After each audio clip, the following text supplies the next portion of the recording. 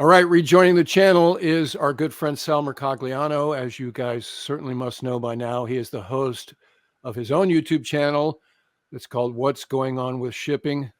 We've had Sal on from time to time about topics, including this one, the collapse of the Francis Scott Key Bridge. Sal, good to see you again. Oh, it's great to be back, Ward. So it seems like a long time ago that we first tackled this topic on my channel in the wake of the initial collapse on March 26th, very early in the morning, 1:30ish in the morning on March 26th. And this was one of those where were you when this happened or when you discovered this happened. But I wanted to have you back on at this point to sort of provide closure for viewers of my channel. So the Patapsco River feeds from the Chesapeake Bay into Baltimore Harbor. You can see what the transit was from Seagirt Marine to Pier 17, part of Francis Scott Key Bridge. So immediately following the collapse, the port is shut down. So what did they do subsequent to that to partially open it and then to clear parts of the bridge off of Dali? Salvers, and you had multiple salvers involved here. You had Don John Marine, you had Resolve. Each were doing different elements. There was the ship stabilization element, and then there was the bridge removal section. And you and I know professionals who are meticulous. They make things look easy, but behind the scenes, getting to that point, there's a lot of planning that's done. Everything is moved according to a orchestrated maneuver. We were just talking about Blue Angels, and that's a very highly scripted organization. Salvers are very much the same way. So they went into this, they had to initially survey and find out where everything was. And that seemed to take a while, but that was a really necessary step. And so they went in, did meticulous surveys of the area. And then what they began to do was remove the bridge section on the northern part of the channel, the area furthest away from Dali. They knew they can remove that above water bridge section and the section that was kind of the lattice truss structure. By removing that out with some key cuts and bringing in equipment, they could open up a temporary channel in and out of the port of Baltimore. So initially they got a several 100-foot wide channel, about 35 feet deep. That allowed them to free up some of the ships that were stuck in Baltimore and actually bring some vessels in. They had opened up a series of smaller channels, largely for tugs and barges prior to that, but this was the main shipping channel. And then they really targeted Dali, and there was two big issues with removing Dali. One was to remove the large bridge section that was on it. Remember, what made this disaster happen was Dali physically hit the bridge. The dolphin system there didn't just prevent the Dali from hitting the bridge, but actually allowed it to get into contact physically with the bridge. And so it knocked the underpinning of the bridge out, and that's why you see that bridge section lying across the bow. So they had to remove the bridge from off the vessel and, most importantly, disconnect it. They were able to do that through a series of cuts on the starboard side. But on the port side, which was in the main shipping channel, you had that large truss structure that was on it. And cutting that would have been very hazardous for the crews working on the bridge because of the nature of that bridge structure being in one solid piece. As you cut it, you weaken it. And the fear was that it would all of a sudden cataclysmically kind of collapse. So they did a controlled demolition, which we saw. The images of that was very dramatic. And what that allowed the bridge to do was basically fall away from the ship. It was still connected to the ship. It wasn't intended to remove it entirely. But then the salver crews can go in there, make their key cuts, and be prepared to remove Dali. And Dali had been ballasted down at that point. The bow section of the ship was aground. It was physically touching the bottom. Matter of fact, it was impinging on a natural gas pipeline that was underneath the ocean there. But they were able then to, once they cleared the sections off the bridge, removed it, basically uncut those sections. Then they could begin the salvage effort we saw the other day where 5 tugs came in and were able to slowly pull Dali off the bridge section, off the pier there, and literally bring it back to where it started from, almost 2 months to the day. And I know 2 months sounds like a long time, but in terms of a salvage operation, this is a really quick evolution to get done. This is a time lapse of what you just were talking about. So there's no power on Dali, right? So the ship is just cold iron as these tugs are directing her back to the pier. The ship does have power, but they were not using their power for maneuvering. We know the ship had power because fire pumps had been used earlier. There were indications she had lights on board. So they do have power, but they did not want to use the main propulsion systems on the ship at the time. And that's a judgment question. I'm going to be interested to hear what the NTSB has to say about that, why it wasn't used. So instead, they got five McAllister and Moran tugs on the vessel and did a slow 1 knot, basically pull of the vessel the 3 miles back to Seagirt and had her up against the berth there. And what you're going to see probably happen next year is a beginning of container operations. The container terminal has been closed. It's been closed for 2 months now. So they're going to have to bring crews back in. They're going to have to unload Dolly, and they're going to still get that roadway section off the bow of the vessel. And then they're going to have to do a big survey on the damage that was done to the ship. The ship's been heavily damaged up forward. Its bow is compromised. Some sort of repairs are going to have to be done before that ship can set sail. The plan now is to reopen Seagirt. The Maersk has got ships booked coming in the end of the month. This ship, Dolly, was on that Maersk schedule. MSC, Mediterranean Shipping Company, has got ships coming in. Zim has got plans for ships to coming back in. So we're going to see the port back in full operations. But the first thing they'll want to do is clear off Dolly. Those containers that were heading to Asia are not going to get there on board Dolly. So they're going to have to get them off and put them on other vessels. So is Dolly going to be welded to the pier at Seagirt until further notice? Yeah, they're not going to leave Dolly up against the berth there in Seagirt, occupying a key container berth once the port is back up in full operations.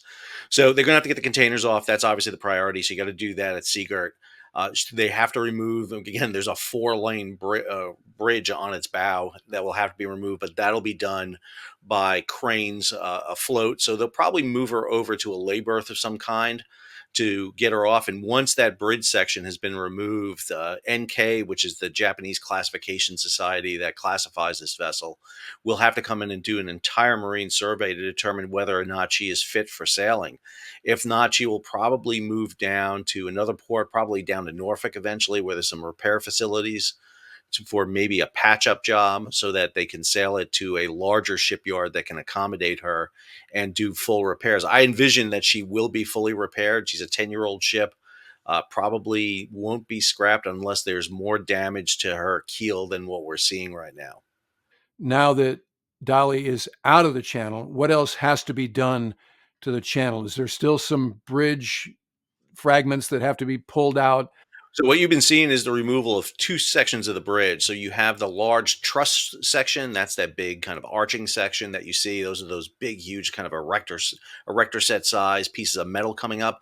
But then you have the bridge itself. That's the concrete steel roadway section.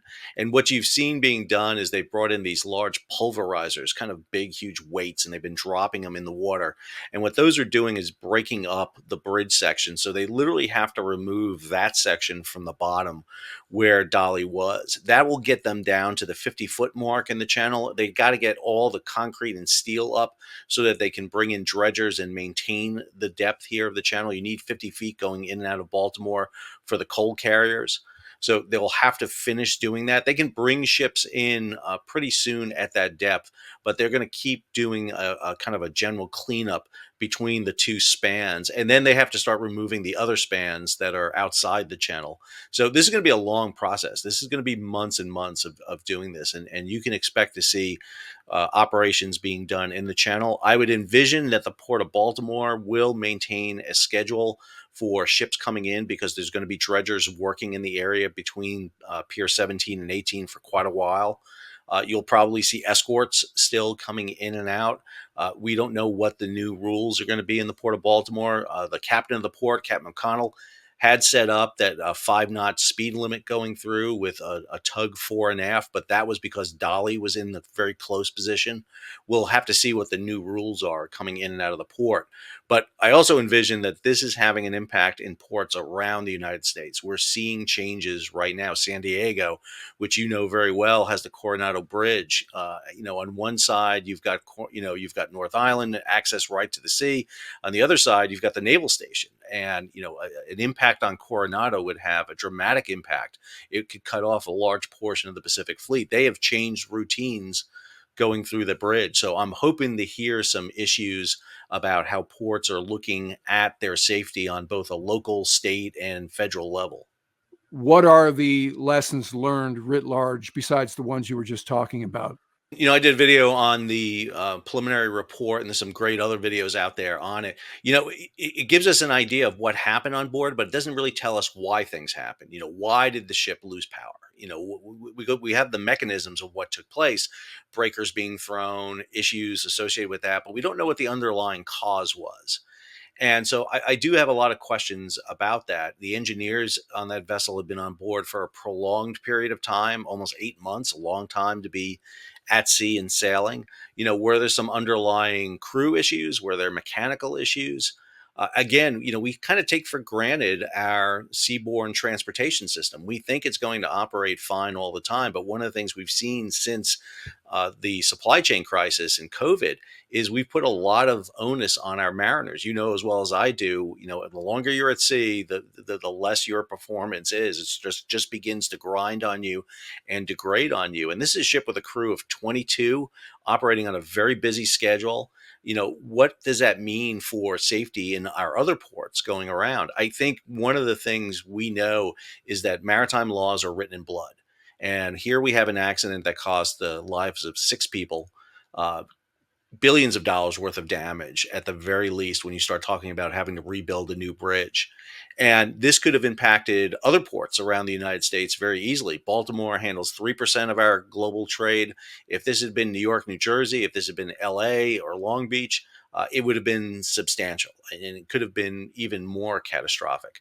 So I think we really need to take a step back, take a look at how we look at our maritime infrastructure, how we handle ships coming in and out of our ports. This ship could have easily had tug escorts on board. They could have had them, but they didn't do it because of time and money.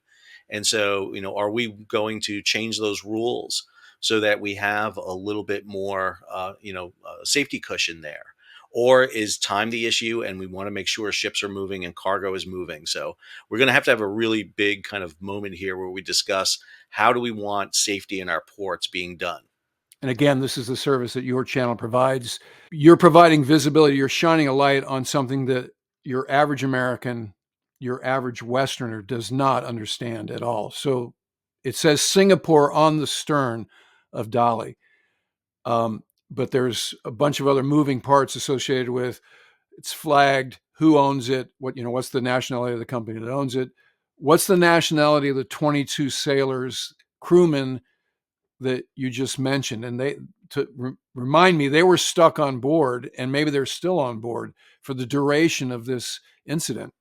They are 22 crew members, 21 Indians, and a Sri Lankan on board. And, this is something very typical. A lot of people are like, well, they're prisoners on board. Crew members on board merchant vessels typically don't come ashore. They can get ashore in the terminal port, which is a closed in area. It's a very secure area. There are seamen's facilities. There's a recreation area. There's a place where you can get off the ship and just, grab something to eat. Maybe get a little bit of relaxation, not be on the boat the entire time, which is really key.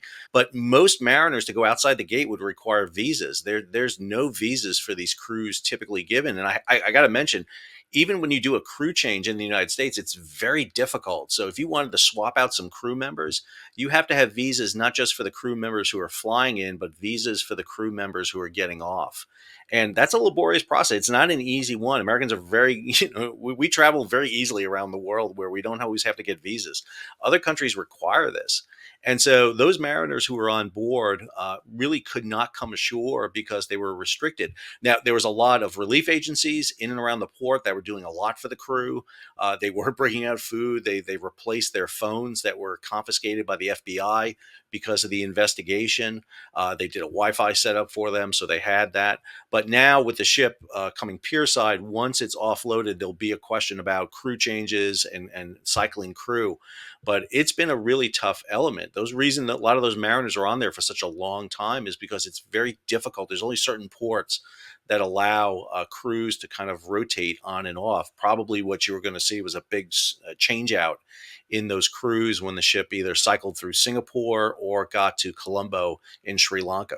And again, as you mentioned earlier, the reason this matters beyond the health and well-being of these Indian nationals and the Sri Lankan national is this affects their attention spans, their focus, their attitudes, and that can manifest itself as uh, stuff that is unsafe potentially.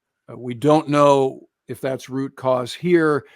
We do know what breakers were flipped and so forth and so on. And as you said, we know why. We don't know how, and so that will be forthcoming. But as I'm, crossing the Chesapeake Bay Bridge and I see all the tankers out there at the various anchorages, I'm always wondering, are those crews like on board? Or are they shuttling back and forth, to get some liberty like a Navy sailor would? And the answer is no, they're on board, right? And so they have gyms, they have Wi-Fi and streaming services and so forth, but their lives are contained within that hull.